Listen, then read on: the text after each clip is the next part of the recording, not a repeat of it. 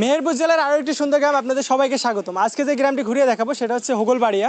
তুমি কি হোগলবাড়িয়ার? হ্যাঁ। তোমার নাম কি? নাইম। নাইম। তো নাইম, তুমি কি গোসল করছো এখনো? না। এখনো করো নাই? গরমের সময় বলে সন্ধ্যার সময় করবে নাকি?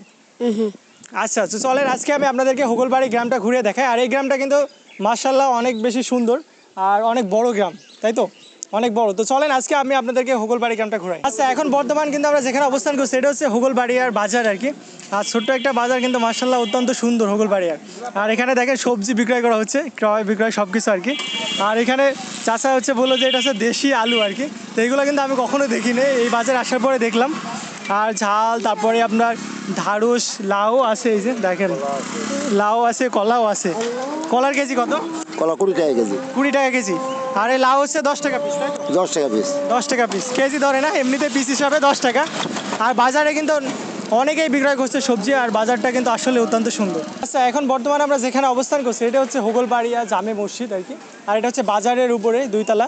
আর মার্শাল্লাহ মসজিদটা কিন্তু অত্যন্ত সুন্দর। আর মসজিদ হচ্ছে একটি শান্তির জায়গা আর কি।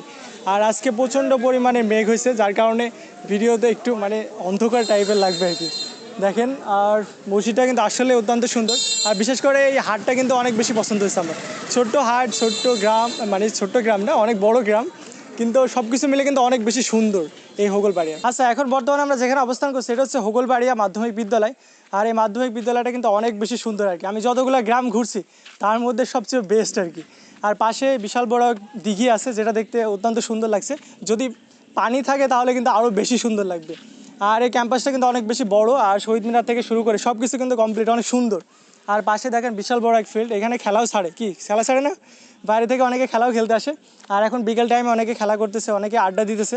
আর জায়গাটা কিন্তু বিশাল বড়। আর পাশে দেখতেছি অনেকগুলো সুপারি গাছও আছে, সুন্দর লাগছে কিন্তু। সব মিলিয়ে কিন্তু এই হোগলবাড়ি মাধ্যমিক বিদ্যালয়টা কিন্তু অত্যন্ত সুন্দর। আচ্ছা, এখন বর্তমানে আমরা যেখানে অবস্থান করছি এটা হচ্ছে হোগলবাড়িয়া সরকারি প্রাথমিক বিদ্যালয়।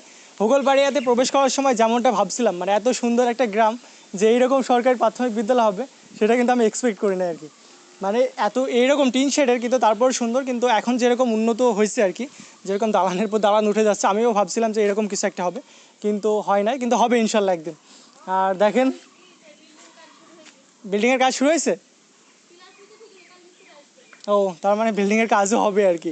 কারণ সব যেহেতু এখন প্রত্যেকটা সরকারি প্রাথমিক বিদ্যালয় উন্নতি কাছে আর কি। তো এটা হচ্ছে হোগলবাড়িয়া সরকারি প্রাথমিক বিদ্যালয়। এখন বর্তমানে আমরা যেখানে অবস্থান করছি এটা হচ্ছে হোগলবাড়িয়ার মাঠ। আর আমার হাতে যেটা দেখতে পাচ্ছেন এগুলো হচ্ছে শীতের সময় বিশেষ করে যে খেজুর গাছের যে ভাড়গুলো আছে, রসের ভাড়, তো ওইগুলো এটা করে বহন করে নিয়ে যায় আর কি। তো এখানে হয়তো বা কোনো কাজে নিয়ে আসছে।